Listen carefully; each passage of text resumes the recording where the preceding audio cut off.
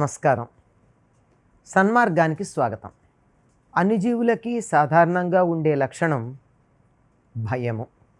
ఈ భయం ప్రకృతి జీవులన్నింటికీ ప్రసాదించిన ఒకానొక రక్షణ కవచం. భయమన్నది లేకపోతే తమని తాము రక్షించుకునేటటువంటి వ్యవస్థ గురించి జీవులు ఆలోచించవు. మానవుల సంగతి పక్కకు పెట్టినట్టయితే మానవులకు ఉండే భయాలు వేరే ఉన్నాయి. అన్ని జీవులు కూడా తమకేదైనా ఇబ్బంది కలుగుతుందని, బాధ కలుగుతుందని వాటి విషయంలోనే భయపడతాయి. ఉదాహరణకి అడవిలో ఉండేటటువంటి వాళ్ళు రాత్రిపూట ఉండవలసి వస్తే అడవి జంతువులేవి వాళ్ళ దగ్గరికి రాకుండా ఉండడం కోసం నెగళ్ళు వేసుకుంటారు. అంటే పెద్ద పెద్ద మంటల్ని చూస్తే భయపడి జంతువులు రావు, వాటికి భయం. అలా భయపడకుండా మంటల దగ్గరికి వస్తే చిన్న చిన్న కీటకాలు అందులో పడి చనిపోవడం కూడా చూస్తూ ఉంటాం. కానీ తెలివి కలిగినటువంటి ఇతర జంతువులు ఏవి కూడా అవి తమకి ప్రమాదం అని చెప్పి దరిదాపుల్లోకి రావడానికి సందేహిస్తాయి, అవి రావు. అటువంటి భయం వాటికి అది రక్షణ కవచం. అలాగే అప్పుడే అడుగులు వేయడం నేర్చుకుంటున్నటువంటి చిన్న పిల్లవాడు అడుగు వేయడానికి ఆలోచించి అడుగు వేస్తాడు. ఎందుకని? మొదటిసారి అడుగు వేసినప్పుడు పడ్డాడు, అంచేత మళ్ళీ పడతానేమో అన్న భయంతో నెమ్మదిగా అడుగు వేస్తాడు. ఈ భయం నేర్పించటానికే పిల్లలకి తల్లిదండ్రులు, పెద్దవాళ్ళు, ఇంట్లో ఉన్నవాళ్ళు కొన్ని రకాలైనటువంటి ఆటలు వాళ్ళతో ఆడుతూ ఉంటారు. ఏదో కాస్త ఎత్తైన దాని దగ్గర నిలబడమని ఒకసారి వీళ్ళు పట్టుకుంటారు, రెండోసారి పట్టుకోకుండా వదిలేస్తారంటే కింద పడితే దెబ్బ తగలని ఎత్తులో ఉండేట్టుగా. అప్పుడు అతడికి భయం తెలిసి ఎక్కడ పడితే అక్కడికి వెళ్ళడం, ఎట్లా పడితే అట్లా దూకడం, ఎత్తుపల్లాల్లో పరిగెట్టడం, ఇట్లాంటి పనులు చేయడానికి సందేహిస్తారు. అవతల వస్తువు నాకు ఇబ్బంది కలిగిస్తుంది అన్నప్పుడు మాత్రమే భయము అనేటటువంటిది వస్తూ ఉంటుంది దేనికైనా, ముఖ్యంగా మానవుల విషయంలో కూడా అంతే. దీనివల్ల నాకు ఇబ్బంది ఉంది అనుకున్నప్పుడు భయం, లేకపోతే దాని విషయంలో చాలా హాయిగానే ఉంటాం. ఉదాహరణకి చిన్నపిల్లలు చూడండి, చక్కగా అటు పాము పెడుతూ ఉంటే దాన్ని చూసి తాడు అనుకుని హాయిగా పట్టుకుంటారు. అదేదో కదులుతున్న తాడు అనుకుంటారే కానీ తనకి ఇబ్బంది కలిగించేటటువంటి భయంకరమైనటువంటి విషపూరితమైన జంతువు అని వాళ్ళకి తెలియదు. తెలిసినప్పుడు ఒక్కసారి తెలిస్తే అమ్మో అది పాము కరుస్తుంది అంటే వాళ్ళ కాటు గీటు తెలియదు కనుక ఆ మాట కరుస్తుంది, నొప్పి పెడుతుందని పెద్దవాళ్ళు చెప్పినప్పుడు అప్పుడు ఇంకొకసారి అలా పాము పెడితే పట్టుకోవడం మాట ఉంచి తాడు కదులుతున్నా దాని జోలికి వెళ్ళరు. అంటే తమకు ఏదైనా హాని కలిగిస్తుందో అన్నప్పుడు భయం కలుగుతుంది.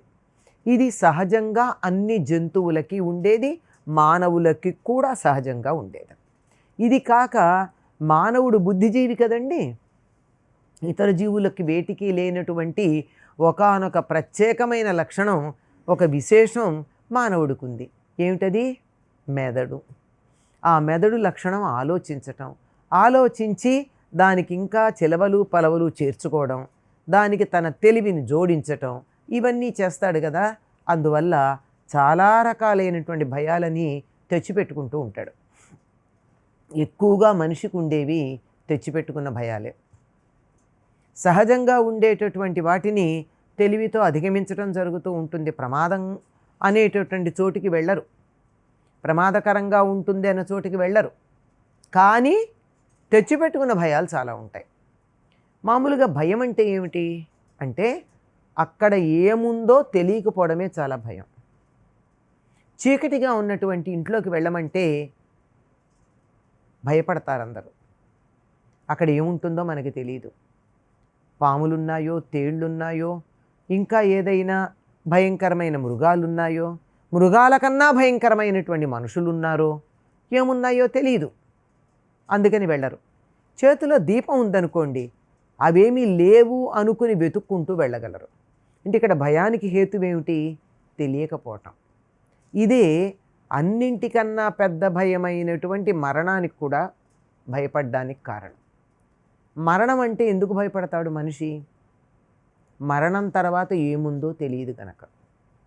ఈ శరీరం వదిలిన తర్వాత ఏమవుతుందో తెలియదు కనుక. మరణం అంటే ఈ శరీరం లేకుండా పోవడం వరకు తెలుసు. అయ్యాక శరీరం లేకపోతే ఏం జరిగింది, అయ్యాక ఏమవుతోంది, ఇది తెలియదు కదా. ఇది తెలియకపోవడమే భయం.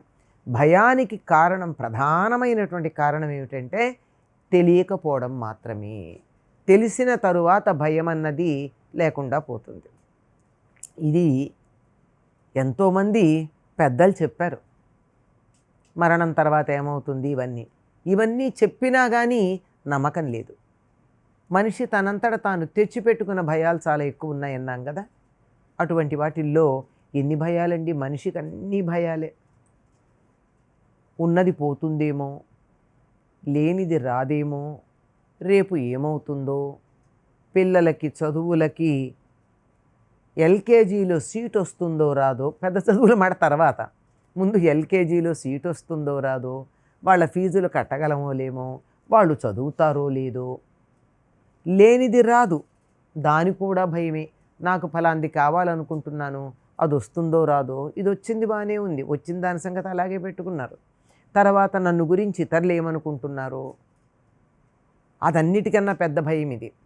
ఇతరుల అభిప్రాయాల మీద తన జీవితం గడుపుకోవడం అనేటటువంటి ఒక దారిద్ర్యం మనిషికి ఉండడం వల్ల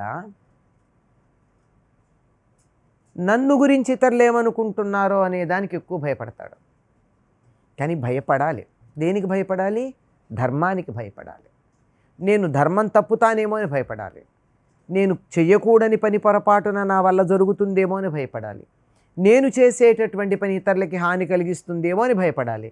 అంతేగాని ఎవరికీ హాని చేయకుండా నేను ఉండాలి అనే ఉద్దేశంతో ఉండడమే తప్ప ఇతరులు ఏమనుకుంటారు, దీనివల్ల నాకు లాభం వస్తుందా రాదా అనేటటువంటి అభిప్రాయం, దాంతో ఉండేటటువంటి భయం ఉందే, ఇది మాత్రం మనిషిని ఎక్కువ పట్టి పీడిస్తుంది.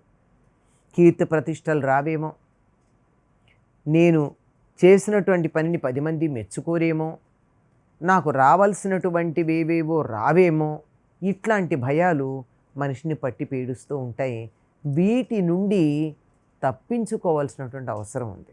నిజానికి ఇవేమీ భయహేతువులు కావు, భయపడాల్సినటువంటి కారణాలు కానే కావు. కానీ మనిషి భయపడేది వీటికి మాత్రమే. వీటికి భయపడిపోతూ అసలైనటువంటిది ఏదైతే ఉందో దాన్ని గురించి పట్టించుకోకుండా దానిని నిర్లక్ష్యం చేయడం మనం గమనిస్తూ ఉంటాం. నిజానికి చనిపోయిన తర్వాత ఏమవుతుంది అనేది తెలియక భయపడతాడు కదా. మరణ భయం అన్నది ఉందని అంటున్నాం కదా. జంతువులకు ఉండదు. ఎందుకంటే అవి ఆలోచించవు. ఇప్పుడు నొప్పి ఉంది కదా, ఈ నొప్పి ఉన్నటువంటి దీన్ని వదిలించుకుంటే చాలు అనుకుంటాయి అవి. అందుకేనట ఒక పశు వైద్యుడు చెప్పినటువంటి మాట, అంటే వాటిని వైద్యంతో పాటుగా వాటి మనస్తత్వాన్ని కూడా బాగా పరిశీలించి చెప్పినటువంటి ఒక వైద్యుడు చెప్పినటువంటి మాట ఏమిటంటే, జంతువుల మనస్తత్వం బాగా తెలిసినటువంటి ఆయన, జంతువులు అనారోగ్యం బాగా ఉంటే అవి వెంటనే జీవితం మీద ఆశ వదిలేస్తాయిట, హాయిగా చచ్చిపోదాం అనుకుంటాయి. మనిషి అట్లా కాదు కదా, ఇంకా బతుకుదాం అనుకుంటాడు. గొట్టాలు పెట్టించుకుని కూడా, అంటే గాలి పీల్చటానికి కూడా గొట్టం, ఆహారానికి గొట్టం, విసర్జనకి గొట్టం, అన్నిటికీ గొట్టాలు పెట్టించుకుని కూడా ఇంకో 4 రోజులు బతుకుదాం అనుకుంటాడు. ఇప్పుడు చచ్చిపోతానేమో అని భయపడుతూ ఉంటాడు. ఇటువంటి భయం జంతువులకు ఉండదు. జంతువులను చూసి మానవుడు నేర్చుకోవాల్సిన కొన్ని లక్షణాలు ఉన్నాయే, అటువంటి వాటిల్లో ప్రధానమైనటువంటిది మరణ భయం లేకుండా ఉండడం. నిజానికి భయం రక్షక కవచంలా మనకి ఇవ్వబడింది. శరీరం నిలిచి ఉండడానికి ఆహారం కావాలి. అందుకే సర్వజీవులకి కూడా ఆహారం ప్రధానంగా ఇవ్వబడింది.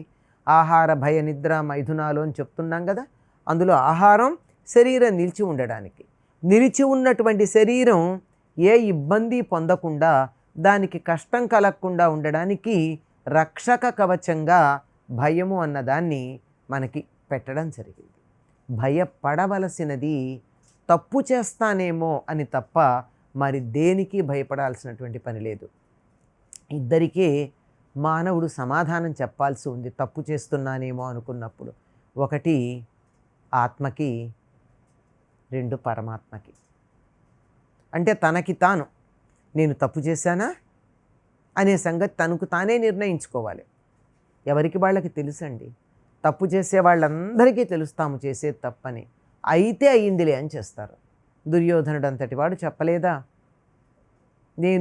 నాకు ధర్మం తెలుసు కానీ నా మనసు దాని వైపుకు వెళ్ళట్లేదు. నాకు అధర్మం కూడా తెలుసు, అయినా సరే దాని నుండి నా మనసు మరలటం లేదు. ఏం చేస్తాను, ఇది జీవలక్షణం అన్నాడు. అలాగా ధర్మం నుండి మనసు ఎక్కడన్నా మరలదేమో అనేటటువంటిది మనం అనుకోవాల్సినటువంటి అవసరం. ఎందుకంటే అందరికీ తెలుసు చేసే తప్పని కనుక మనం సమాధానం చెప్పవలసిన ఎవరికి, ఆత్మకి. నాకు నేనే చెప్పుకోవాలి చేసింది తప్పా కాదా అని. తర్వాత ఇంకొకరికి ఎవరికి సమాధానం చెప్పాలి, భగవంతుడికి. అందరూ కూడా భయపడవలసినది ఎవరికంటే భగవంతుడికి. ఆయన కనపడడు కదా, అందువల్ల సర్వవ్యాపి, అందువల్ల కనపడ్డు. సర్వవ్యాపి కనపడ్డేటి ఏమిటి అని అడుగుతారు అనుకోండి పిల్లలు. గాలి అంతటా ఉంది, ఎలా చూస్తాను నువ్వు? నీ కంటికి కనపడుతోందా? అన్ని చోట్ల ఉంది గనక, ఎక్కువ వ్యాపించింది గనక ఒక్క చోట కదలకుండా ఉంటే ఒక ఆకారం ఉండి కనపడుతుంది. అంతటా వ్యాపించినప్పుడు కనపడదు కదా. అలా కనపడలేదు అంటే మరి ఎట్లా అంటే ధర్మం అనే దానికి భయపడాలి. ధర్మం అనేది కూడా నాకు సరిగ్గా తెలియదు, ఎందుకంటే గ్రంథాలు నేను చదవలేదు. ఏ ధర్మమో ఏదధర్మమో తెలియదు. దుర్యోధనుడికి తెలిసి కూడా చేయలేదనుకోండి. చట్టం ఒకటి ఉందిగా, నీకు న్యాయం తెలుస్తూనే ఉందిగా, నీకు తెలిసిన నీతే నీకుంది కదా. ఏమని? అబద్ధం ఆడకూడదని తెలియదా? దానికి భయపడాలి. నేను చెప్పేది అసత్యమేమో అని భయపడాలి. ఇతరులని బాధ పెట్టకూడదని తెలుసు కదా, దానికి భయపడాలి. నా మాటల వల్ల ఎవరన్నా బాధపడ్డారేమో అని భయపడాలి. అంతేగాని భయం అన్నది నిమిషం నాకు భయం, మనుషుల్ని చూస్తే భయం, బయటికి వెడితే భయం, ఒక జంతువుని చూస్తే భయం, ఆఖరికి భయంకరమైన దృశ్యం ఉన్నటువంటి ఒక చలనచిత్రాన్ని చూడాలంటే భయం, పని చెయ్యాలంటే భయం, చేతులు వణుకుతున్నాయని భయం. ఇదంతా తప్పు కదా. ఇదే పరిస్థితి అర్జునుడికి వచ్చింది.